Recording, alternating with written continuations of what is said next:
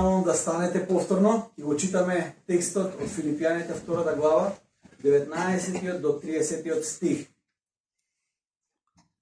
Вели вака: А се надевам во Господ Исус дека наскоро кај вас ќе го пратам Тимотеј, та и јас, откако ќе разберам како сте, да се утешам со духот. Всушност немам ниту еден истомисленик кој толку искрено би се грижал за вас, зашто сите си го бараат своето, а не она на Христос. А неговата опитност е позната. Тој како син на татко слугуваше заедно со мене при благословувањето. Него пак се надевам дека ќе го испратам веднаш штом ќе дознам што ќе стане со мене. А се надевам во Господ дека и сам скоро ќе дојдам кај вас. Сметам дека е потребно кај вас да го испратам братот Епафродит, мој сутродник и соборец во војувањето, а ваш пратеник и помагаш во потребите мои, бидејќи тој копнеевше да ве види сите вас и многу жалеше што сте чуле дека бил болен, зашто тој боледуваше дури до умирање, но Бог го помилува и не само него, туку и мене, за да не ми се натовари една жалост врз друга. Поради тоа го испратив поскоро, та штом ќе го видите пак да се израдувате, а јас да бидам помалку нажален. Примете го пак во Господ со секаква радост и такви почитувајте, бидејќи за Христовото дело тој беше скоро на умирање, не жалејќи го својот живот, за да го дополни недостигот на вашата служба кон мене. Ќе се помолиме за кратко. Господи Боже мој, зборувај ни денеска, отвори ги нашите срца, Боже мој, сакаме да те слушнеме. Дека ова што ќе го зборуваме, ќе го принесеме биде за Твоја чест и слава. Амен. Повелете седнете.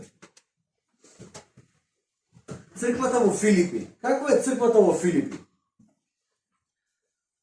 Апостол Павле го почнува тоа писмо во воведните зборови со тоа што кажува што мисли за црквата во Филипи. Апостол Павле не ласка, тој е многу искрен во тоа што го вели за црквата. Вели: во секоја молитва за вас се исполнувам со радост. Кога ќе се собереме пасторите, како што се собравме овој викенд, и ќе почнеме со муабет за црквите, обично знаеме да се исполниме со анксиозност за предизвиците што ги имаме, за проблемите со кои се соочуваме. Зборуваме од каква е ситуацијата тука, каква е таму, што се треба да се направи, и тоа е понекогаш тешкотија со која се соочуваме.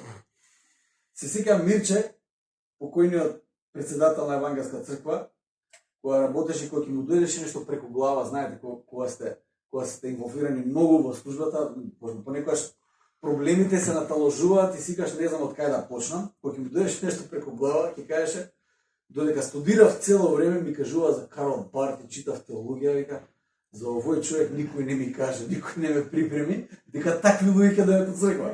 Како да го адресирам тоа?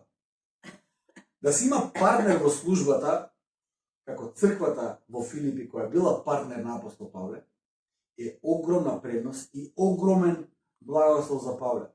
Самата помисла на таа црква, која апостол Павле има, за него е охрабрување и радост, го исполнува со радост, дека некој стои со него, не само да му предизвикува проблеми, не само да му пали пожари кои тој треба да ги гасне, туку црква која го поддржува во службата, која се моли за него. И затоа таа црква ќе каже: секогаш кога ќе помислам на вас, се исполнувам со радост. Се исполнувам со радост. Црква го поддржува, таа црква го поддржува апостол Павле финансиски, му праќа дури и мисионер. Епафродит е од црквата од Филипи, која служи со Павле. Жртвува и дава за другите цркви низ Медитеранот. И многу го разбира апостол Павле зошто со ваков тон ни пише на црквата во Филипи. Тоа сака таа црква.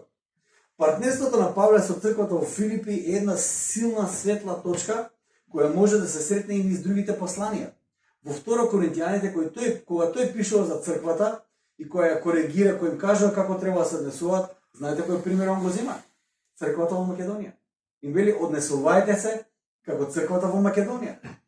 Само што ги завршивме писмото до Солуњаните, проповедавме 11 недели од првото и второ послание до Солуњаните, повторно црква во Македонија.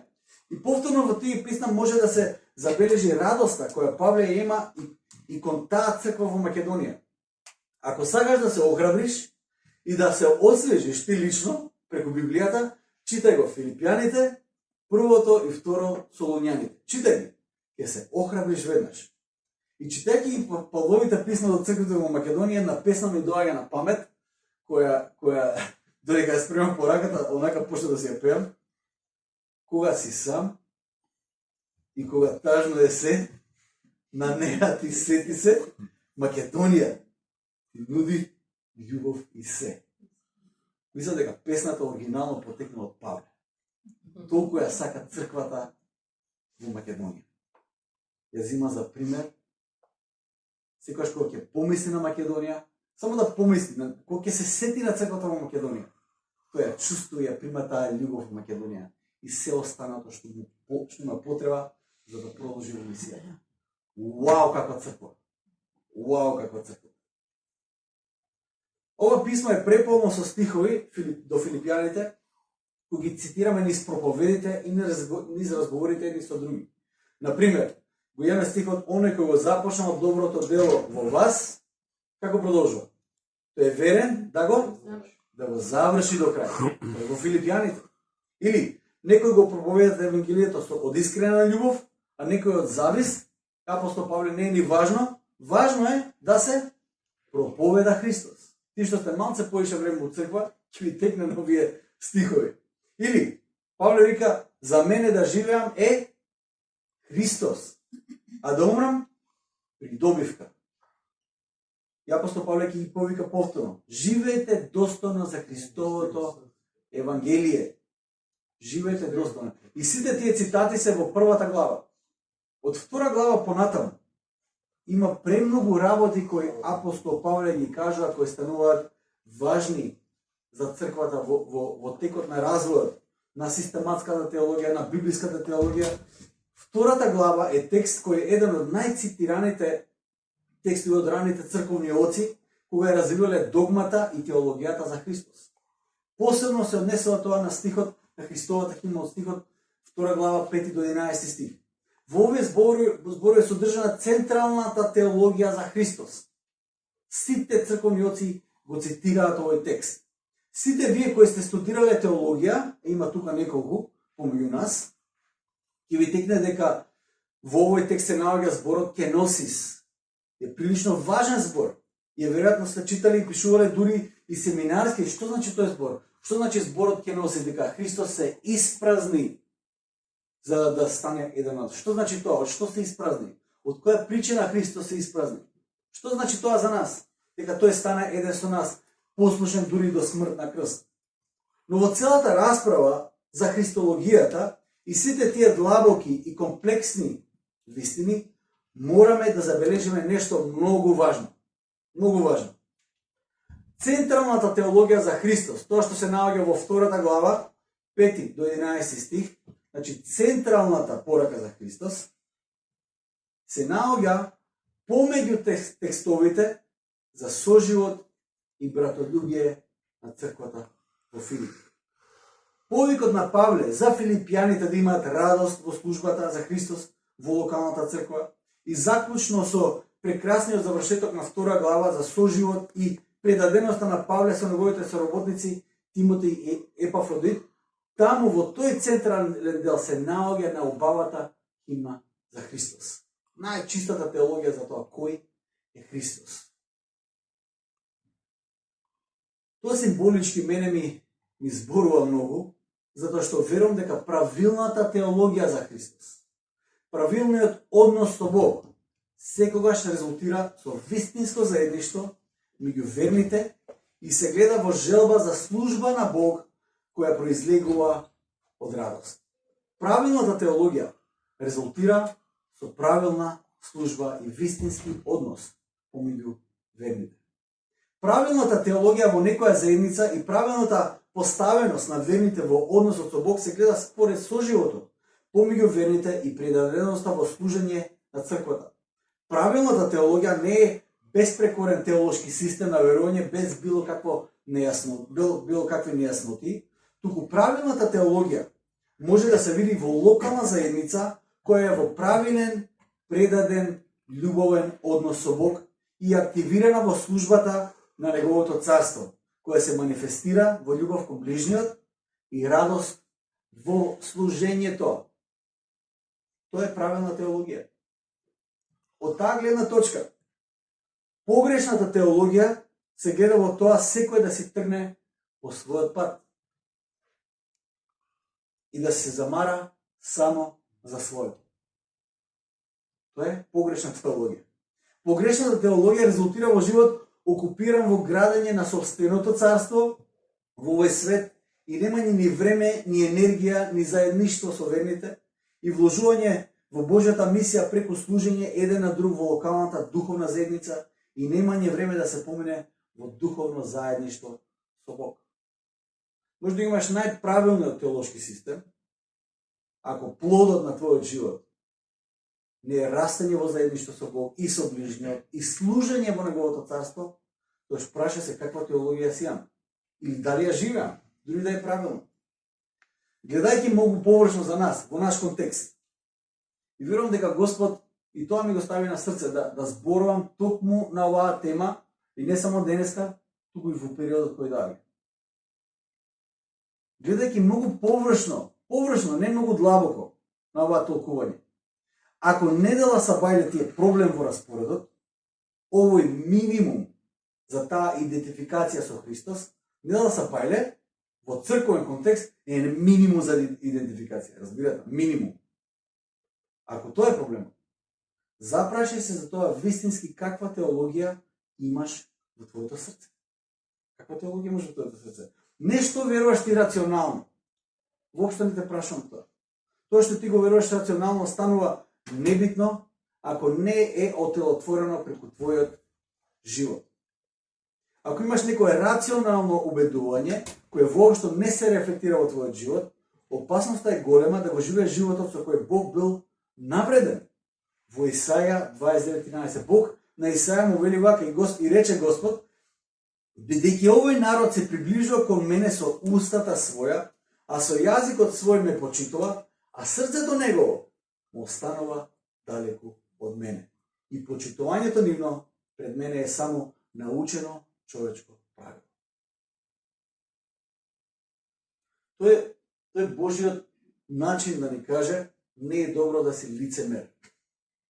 Прилика тоа Бог сега да го каже тука. И тоа ме опресведочува мене постојано. Затоа што, знаете, библиски, во ова локална црква, јас сум неодговорен за ова. Неодговорен. Пошто јас секоја недела проповедам. Вие барем не проповедате. Ја проповедам секоја недела. Ако јас тоа што го проповедам не го живеам, јас сум виновен пред Господ за оваа изјава. Сум виновен. А и секој еден од нас. Со јазикот све знам, рационално све разбирам, сите системи ги знам, све кажувам, на сите делам памет како треба, ама моето срце, мојот живот нема врска со тоа што јас го зборувам. Прашањето е: каква теологија веруваме? Правилната теологија за Христос почнува со овие зборови. Еве го следниот стих. Бидејќи вие треба да ги имате истите мисли што ги има Исус Христос. И со овие зборови почнува на убавата химна за Христос, кој иако беше од Бог, како Бог, не го сметаше тоа како грабнато, како се лиши сами од себе се и се понизи. Најубавата химна за Христос почнува токму со овие зборови. Треба да ги имате истите мисли, истите одлуки, истото поведение, истиот став на срцето, истата отворена вера, истото следбеништо како што го имаше Христос, кој иако беше еднаков со Бога Отецот, тој не го сметаше тоа како грабнато, туку се лиши, се испразни од сите бенефити, од сите, се што му следуваше по правило, за да стане еден како нас. Да биде послушен. Послушен Христос, кој не мора никој да слуша. Тој владател на свет, тој беше послушен, дури и до смрт на крст. Тоа е правилната теологија. Правилната теологија е во имитирањето на Христос. Гледам честопати сведоштва на луѓе кои биле ужасно навлезени во светот на темнината, целосно предадени на идеологии, па дури луѓе кои ги осакатели дури и нивните тела. А сега светот за Христос и нивниот живот е видливо сведоштво за Христовата сила и за неговата преобразба. Во ниеден момент кога ги слушнав тие сведочки, ги има на Reels, ако ги мотате тие Reels на Instagram, на Shorts, на YouTube, не рекламирам сега тука платформи социјални, но ако ги листате и доаѓате до некои такви сведоштва кои луѓе споделуваат дека излегле од еден деструктивен начин на живот и влегле во еден нов благословен начин на живот, во ниеден момент, ниедно сведоштво што го слушнав последните неколку години не произлезе како логичен заклучок на некој теолошки систем. Ниеден од нив не каже повака се, јас кога читав за тој теолошки систем, за оваа запирка тука што стоеше, готово, јас се преобразив, точка. Не, ниеден од нив тоа не го каже. Туку секој сведоштво беше резултат на животот на нечи христијанин, кој бил светлина во животот на оние кои го споделуваат тоа сведоштво. Тоа го гледате. Тоа за мене е правилна теологија. Не е демагогија и трошење премногу време на детали за кои никој не се замарал и одговарање на прашања кои никој не ги поставил. И да не бидам погрешно разбран. Јас овде не зборам против академско образование. Да не ме разберете погрешно. Академското образование е основа за да можам јас тука да стојам и да го разберам овој библиски текст. Верувам дека ова разбирање кое сега јас го имам и го давам сега пред вас е резултат на академското разбирање кое јас го имам за текстот, кое по благодат Божја бил изложен на тоа академско образование. Но правилната теологија излегува од тие граници на академско рационално разбирање. Правилната теологија го телотворува верувањето до мерка до која ти стануваш светлина за луѓето околу тебе. Тоа е правилна теологија. Не демагогија, теологија. Еве која е правилната теологија. Апостол Павле ќе каже вака: за мене да се живее значи Христос, а да се умре придобивка. Ако пак живеењето мое во тело му придонесува плод на делото, тога што да одберам не знам. Измачуван сум и од едното и од другото. Сакам да заминам, кој каже да заминам, да свика да умрам и да бидам со Христос, бидејќи тоа е многу подобро. Но да останам во телото е попотребно за вас. И за мене тоа е правилна теологија.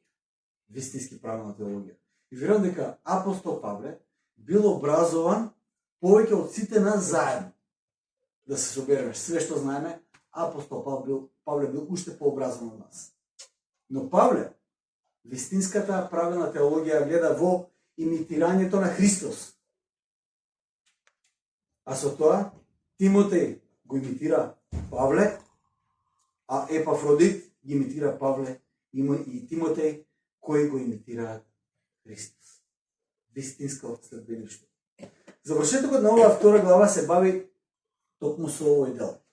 Верувам дека малку продолжениот вовед за завршетокот на втората глава беше потребен и неопходен од следните причини за кои се ќе зборам.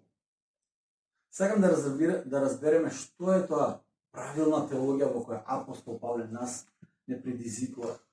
Тој текст што го читав за Тимотеј и за Епафродит за мене многу подлабоко зборува за тоа кој е Павле, каков е неговиот живот, какво е неговото водство, како тој ја разбира црквата и како тој ги предизвикува филипјаните да живеат и да работат.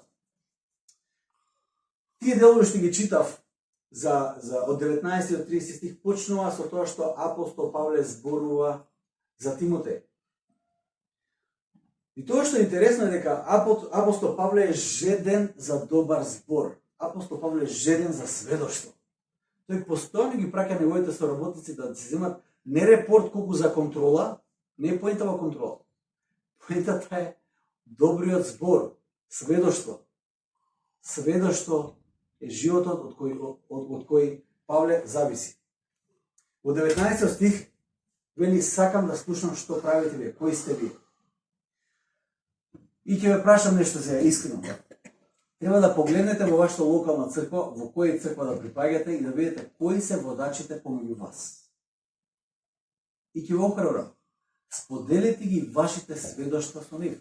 вашиот живот. Што Господ прави во вашиот живот. Споделете некоја сведоштво со нив. Со истиот жар, како што ги споделувате вашите потреби со нив. Вашите проблеми со нив.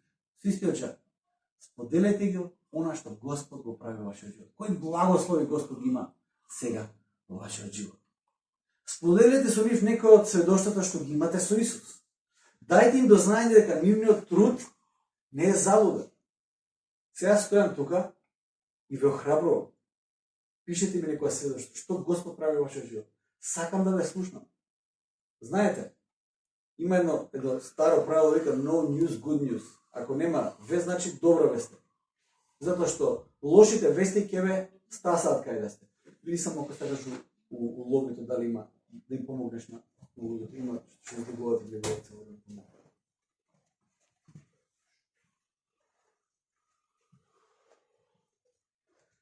Охрабрете ги, оние што го проповедаат словото помеѓу вас.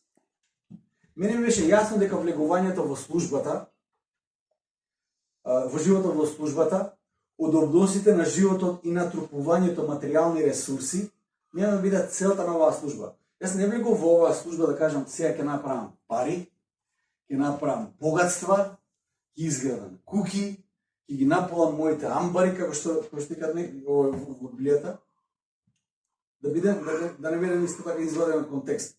Господ се грижи. Господ се грижи за секој. И го верувам тоа што псалмистот Давид го кажува, млад бев и остарев, но не го видов оној кој верува во Господ неговите деца да трпат за лек. Господ на вистина се грижи. Бог се грижи за водачите. Но импулсот да се работи во оваа служба за мене не е да се заработи повеќе. Мотивите на духовниот водач доаѓаат од едно сосема поинакво место. Најчесто вистинската награда се сведоштвата и приказните кои ги слушам јас од верните на кои им служам. Тоа е голема награда. Да видам дека Господ направил нешто во вашиот живот. Да видам дека трката која трчам не е залудна, дека сите тие молитви кои ги истураме, тоа што го вложуваме како водачи, како проповедници, дека зборот кој сум го проповедал паднал на плодна почва. Да добиеме едно прашање, што мислеше, што сакаше Господ да ми каже за одредена работа. Да размислуваме за она што Господ ни го зборува секоја недела са бајле. И не мора секоја недела са бајле, што Господ ни зборува во текот на неделата, преку неговиот текст, кој го читате се надам. Да едноставно бидеме отворени. Павле вели, се мачев, вложував, трчав и се исцрпував. И се надевам дека тоа не беше залудно. Дори апостол Павле им пишал на филипјаните. Верувам дека мојот влог не беше залуден. Се надевам дека секој вложување што го има во вас, останува до денес и продолжува да расте. Не можете да замислите колку е поразително да видиш некој од верните на кои им служиме да се откаже или да почне да оправдува однесување кој нема да го одвее кон духовен раст. Немате појма колку е тоа разочарувачки. Да видам некој брат и сестра овде кој е тргнал во верата како што треба и во одреден момент одлучува да не расте поише. Затоа што е малце потешко, треба да се откаже од нешто. Треба да премине некој важен пат. И гледам дека некој се откажува, се враќа во некоја комфортна зона на доволно добар христијанин. Тоа е многу поразително. Сакам да растеме сите во верата. Сакам да растеме сите во она што Господ го оставил за нас. Понекогаш сакам да сум смел како Павле, да ги предизвикам верните како во Галатјаните, но не со Павле. Зошто го кажам тоа? Сведоштата што ги слушам од вас, приказните што ги споделувате со мене за тоа што Бог направил преку вас, ситуациите во кои Бог отворил нечие срце или поместил планина пред вас или го отворил црвеното море пред вас да ве одведе некаде. Тоа се приказните од злато и сребро за црквата. Поскапо цени од злато и сребро, затоа што тие приказни, тие сведоштва се вредни до таа мера што не охрабруваат сите ние да бараме уште повеќе сведоштва, уште повеќе дарови од Светиот Дух, уште повеќе благослови од Господ. Да продолжиме понатаму. Павле го праќа Тимотеј кај нив за да дознае нешто за нив. Павле го праќа оној со кого има константна радост и задоволство да работи. Оно на кого Павле му верува. И Павле вели, се надам дека ќе слушам нешто добро и тоа наскоро, за да се охрабрам и јас. На секој пастор, на секој водач му е потребен Тимотеј. Тимотеј е многу потребна личност во нашиот живот. Верувајте ми. Кога бев младински водач, верувам дека на почетокот на службата Господ не благослови со многу Тимотеи околу нас. Имаше еден бран на Светиот Дух во нашата црква, каде што знае дека на некој од тие млади, да им кажам сега вака, се договоривме, пешачиме до кина, некој од нив ќе каже одиме. Тоа е тоа. Одиме. Одиме, не размислуваме, одиме натаму. Све што треба ќе направиме. Знаем дека меѓу тие млади луѓе имаше такви кои беа подготвени да следат каде и да одиме, и верувајте го направија тоа. Голем дел од тие млади го направија тоа. Направивме неверојатна служба со 0 ресурси. Кога ги кажам 0, мислам на 0 ресурси. Што направивме со 0 ресурси? Сега ќе ви кажам. Прво, кога видов дека Господ прави некој бран во црквата носи, се молев викам Господ, знаете како пеевме тогаш? Славењето во црква беше следно. Јас седам на акустичен клавир свирам, татко ми стои на проповедални и пее најгласно, пошто он е најгласен, и тук кога ќе дојде татко ми е најгласен од сите. Он пее многу силно, има таков глас. Ама така човекот водеше славење. Јас свирам на акустичен клавир, татко ми пее и тоа беше славење. Тоа е тоа. Стар методистички начин на водење славење. Тоа е тоа. Но веќе во 2003-2004 година, Господ, како што кажа, донесе еден бран од Светиот Дух, построи се и почна да се формира една младинска група. Јас се молам, Господи, те молам, сакам да купиме опрема, вака, звучници и миксета, за да можеме да се модернизираме малце со младите, да наставно направиме некој исчекор. Тоа беше време кога за да отидеш надвор од Македонија ти требаше виза, која тешко се добиваше и многу се плаќаше во тие услови. А јас, затоа што идевме во Грчка на одмор, јас имав таа виза, грчка виза имав. Ако ви текнува имаше К15 еден клип која се чекаше за грчка виза и која тоа што доби виза го праша колку за 6 месеци. И тука Плех оркестар се слави. Добивме виза за 6 месеци. И јас имав таа виза. И летоска се молам на Господ, тоа беше сабота вечерно 2 саца бајле, фактички недела се бајле, 2 саца бајле. Се молам на Господи, дај ми работа. И од се што ќе заработам, 50% ќе дадам за тебе и се надам дека ќе има нешто пари да купиме опрема за црква. Јас скроз заборев за молитвата, пошто беше 2 сабајле. Во понеделник, у 5 сабајле, јас бев во Грција и собирав праски.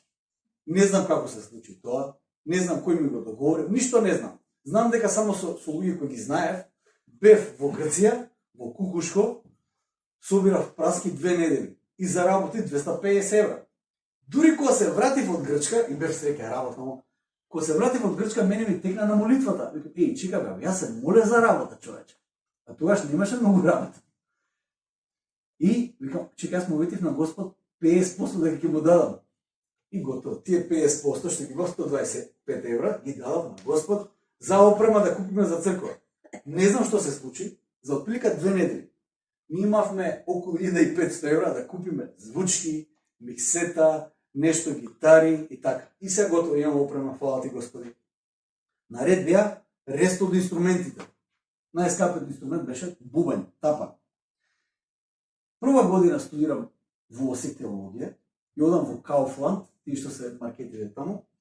Гледам во Кауфланд сет на тапани за 50 евра, последен број, на намаление, као некој си 80% намаление, 50 евра.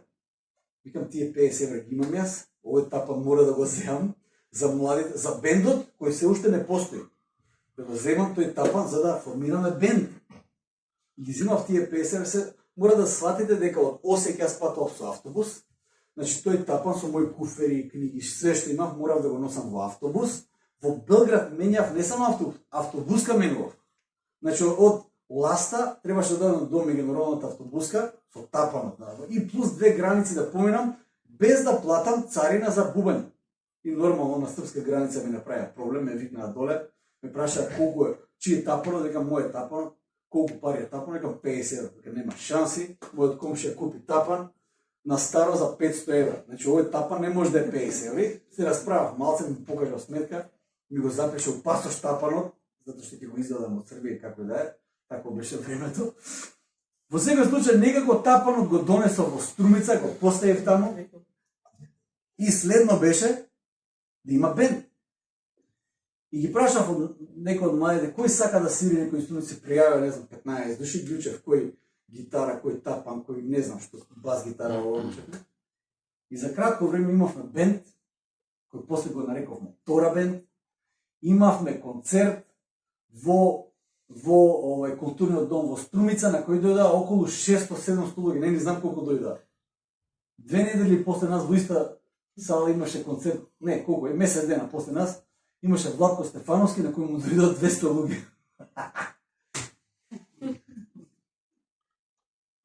Нула ресурси, само послушност кон Господ, кој го има да го правиме, еден куп Тимотеи околу нас, кои следеа во се што сакаме да правиме, оно што Господ не повикува. И Господ ја отвора таа небесна славина и ка оди, јас ќе се погрижам за се друго. Верувам дека голем дел од провидението Божјо течеше и голема благодат беше истурена врз нас затоа што имаше контекст во кој Господ ќе правеше чуда. Имаше спремност за луѓето кои беа инволвирани, сите кои беа таму, за Господ да прави чудо преку нас. Имаше луѓе кои одговорија да на Божјиот повик. Имаше предадени срца кои го следеа водството на Духот и инвестираа во Божјото царство. Во тој контекст ја имаше улогата на Павле, но ги имаше сите оние Тимотеи кои следеа и сите бевме спремни да направиме се за Господ во тој момент. Во таквиот контекст, ќе ви кажам искрено, во еден таков контекст, небото е граница. Реално небото е граница. Но понекогаш се случува еден ефект кој тешко може да се разбере и за кој апостол Павле пишува тука. Тој вели, јас почнав со многу други, не само тие, почнав со многу други. Но секој тргна по својот пат. Останав само со Тимотеј и немам никој друг како него. Ова ме потсетува на времето кога Израел се врати од вавилонското робство. Бог направи од сите народи кои беа поробени, единствено Израел се врати во својата земја. Историски, тоа е чудо. За историчарите тоа е чудо затоа што кога Медо-персиското царство оди и растора народ, тој народ веќе не постои. Не постојат тие народи. Сите народи кои живееле во кананската земја, ниеден не се врати и не го обнови своето царство, освен народот Израел. Тие се вратија од робството во Вавилон и почнаа многу возбудено да оградат храмот. Но во одреден момент чудото колку траеше? Колку кажеме дека трае секој чудо? 3 дена. Тоа чудо што они се вратија траеше 3 дена.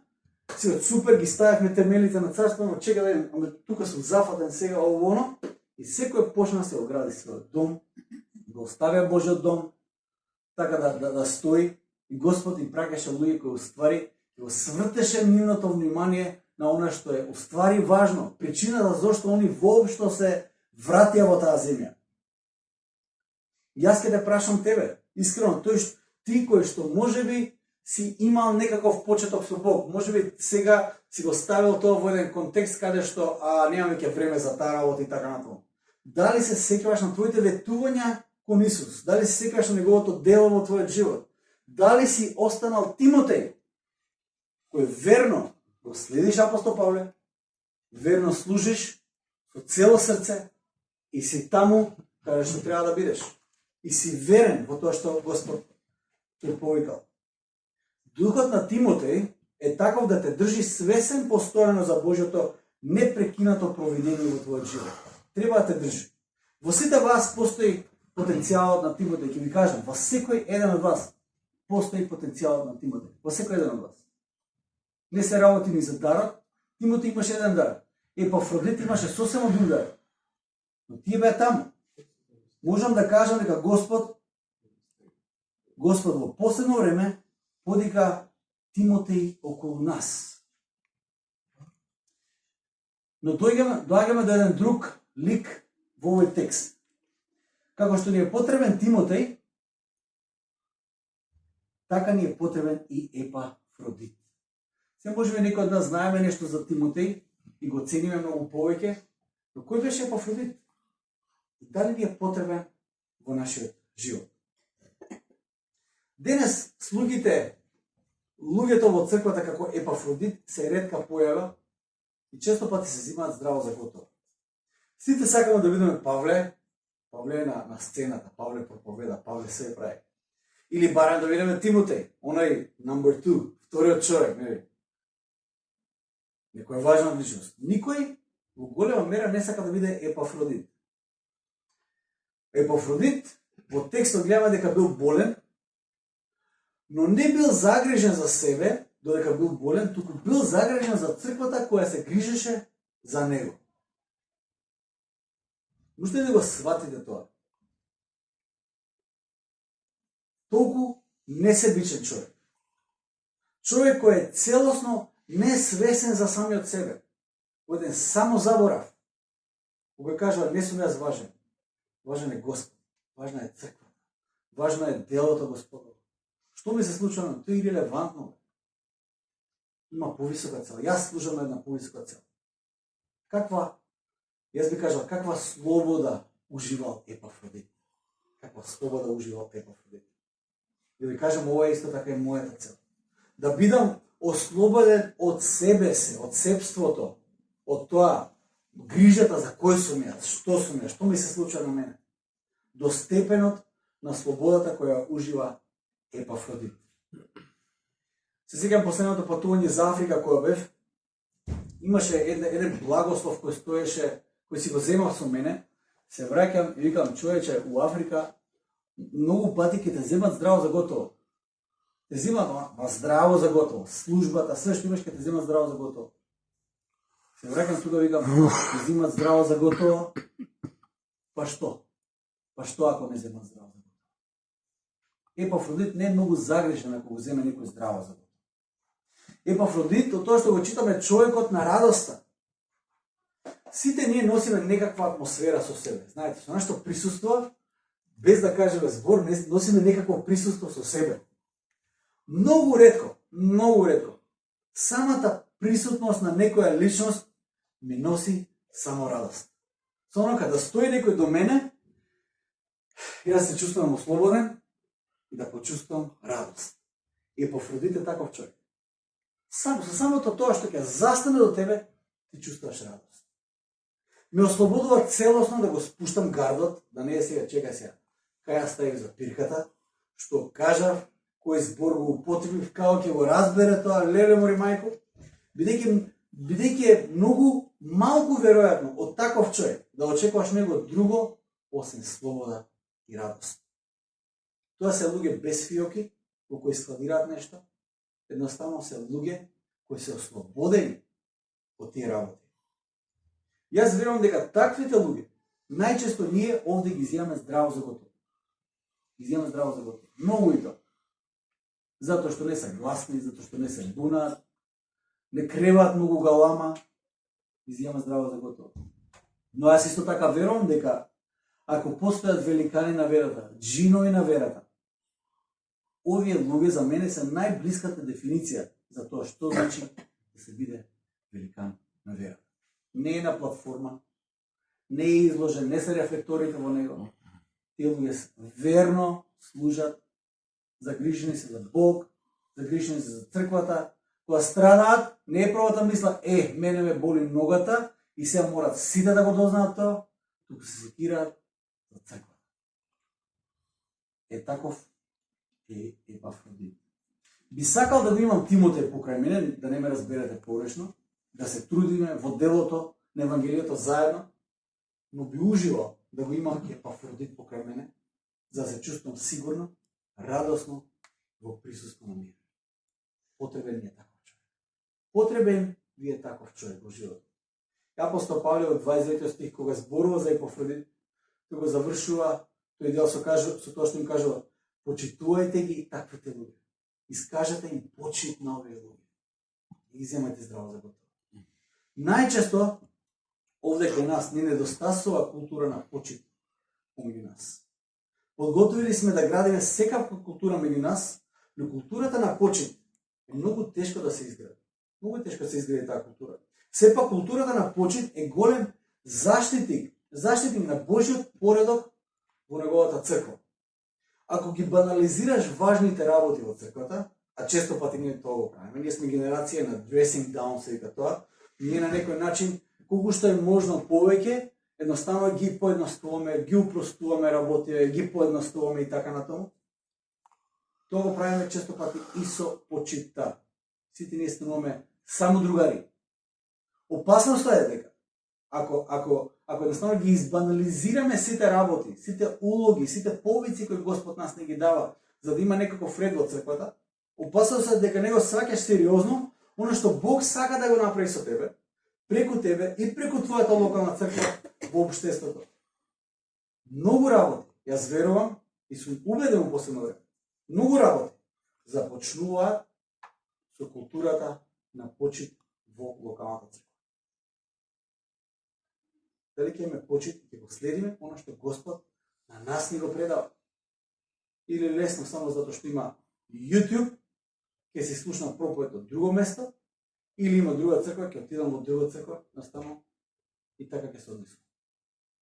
Ако ги почитуваш луѓето кои Бог ги повикал духовно да те водат, ќе бидеш, верувајте, поотворен да ја примиш службата што Бог ја обезбедил преку тие луѓе. Има еден пример во Новиот Завет, каде што апостол Павле, не знам до која црква беше, не ми текнало до Галатјаните да беше, каде што кажал дека тој во одреден момент го коригирал Петар, затоа што апостолот Петар, он е големиот апостол Петар, водачот на црквата во Иерусалим. Апостол Павле го коригирал. И сикаш, апостол Павле бил опасен човек е. Но знаете ли што е интересно? Апостол Павле не се однесува кон Петар на следниот начин. Абе, не ми кажај ти за Петар, јас Петар го знам. Ти ќе ми кажеш за Петар. Апостол Павле, дури кога го коригира Петар, тоа што го пишува тука, тој не го прави тоа таа причина.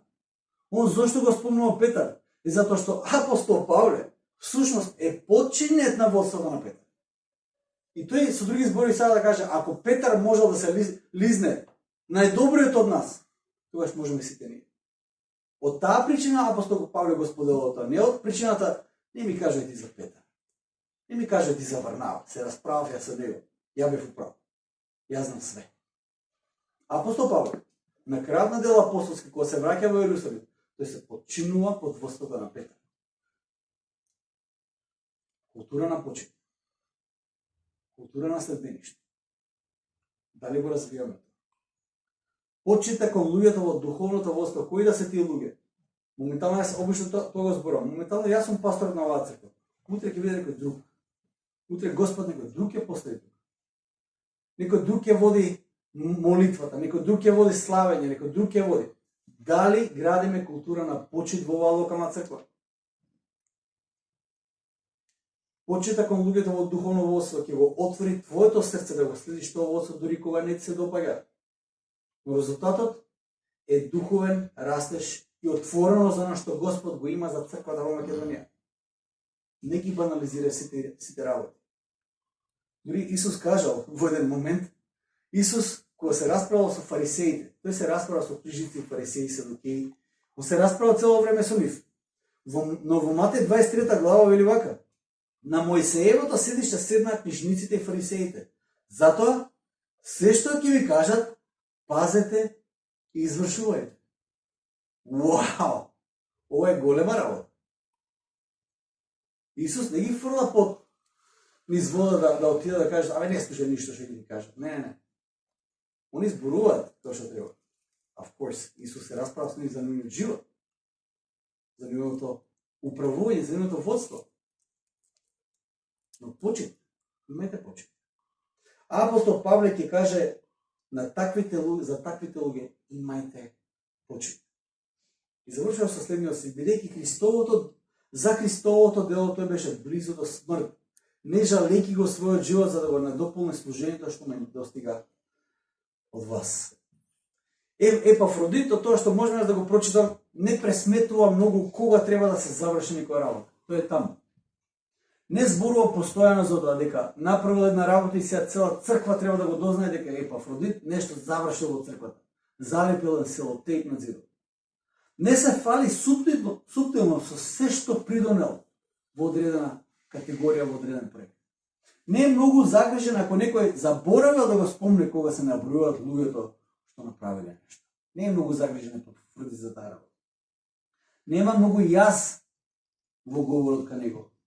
Нема кај него многу како јас ја разбирам работава. Како ова ситуација влија врз мене. Тој живее за Исус и за неговата црква. И е спремен да го даде својот живот за Христос. Господ сите нас не благослови со духовно водство. Господ мене ме благослови со духовно водство кое јас треба да го следам. Господ вас ме благослови со духовно водство кое треба да го следите. Почитувајте, следете, бидете активен дел од духовната заедница. Зборува за минимумот во кој ние сме повикани. Почнувајте од недела са бајле. Размисли за каква теологија имаш, си отелотворил во твојот живот. Размисли. Јас те повикувам. Биди Тимотеј. Биди Епафродит. Биди Тимотеј. Биди Епафродит. И ќе видиме какви чуда Господ ќе почне да прави во нашата заедница. Какви чуда Господ ќе прави во нашата заедница. Јас сум сигурен за неколку работи, а тоа е дека ако верно му служиме на, ако го следиме Господ, ако сме предадени, не постои нешто што Господ нема да го отвори во ова општество, за да освои оваа заедница тука за неговото име. Не постои. Само треба да се спреми. Една работа со Господи веќе тоа неколку пати со вас последниот пат кога бевме со Филип во Африка. Седиме со него и се збориме. Сега моментално во Африка, таму кај што одиме, има повторно епидемија на ебола и баш ги прашат нашите пријатели таму како се, шо прават, дали се борат и така натаму. И секогаш кога одиме таму, тоа е опасноста. Тоа е опасноста. Може било што да се случи. И си викаме со Филип, викам, брат, што правиме ние тука, човече, од Македонија? Не сме ние најспособни, не сме ние најслободни, не сме ние највоможност, не знам, не сме ние најбогати, ништо тоа не сме ние. Еден момент зборувавме со него и беше како еден заклучок на целиот разговор што го имам. Господ не однесе таму. Не затоа што бевме најдобри, најспремни, најбогати, најспособни.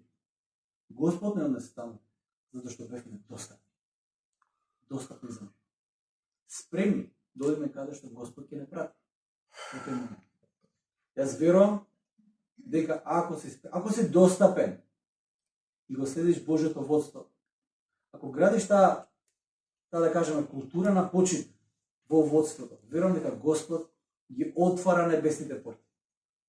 И верувам дека небото е граница. Ајде да станеме и да се молиме.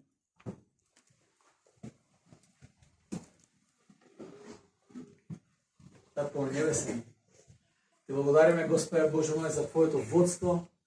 Ти благодариме, Исусе Христе, за Твоите дарови.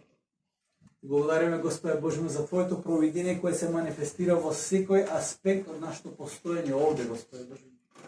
Ти благодариме, Исусе Христе, за Твојот збор кој ни зборува, за Твојот збор кој не управува, за Твојот збор кој често пати не коригира, Господе Боже мој. И татко ме не предизвикуваш со секој еден пример, со секоја приказна од Библијата, Господе Боже мој, да го отелотвориме тоа што веруваме дека го веруваме.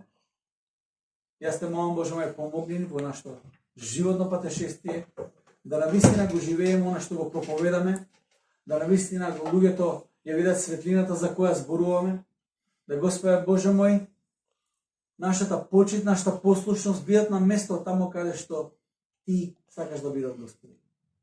И седо тоа Исусе Христе го барам заради слава на Твоето свето име, Господи. Прославен биди преку се, благословен во се, и Те молиме, Господи, биди со нас. Твоето име нека биде прославено, Исусе Христе. Амен. Амен.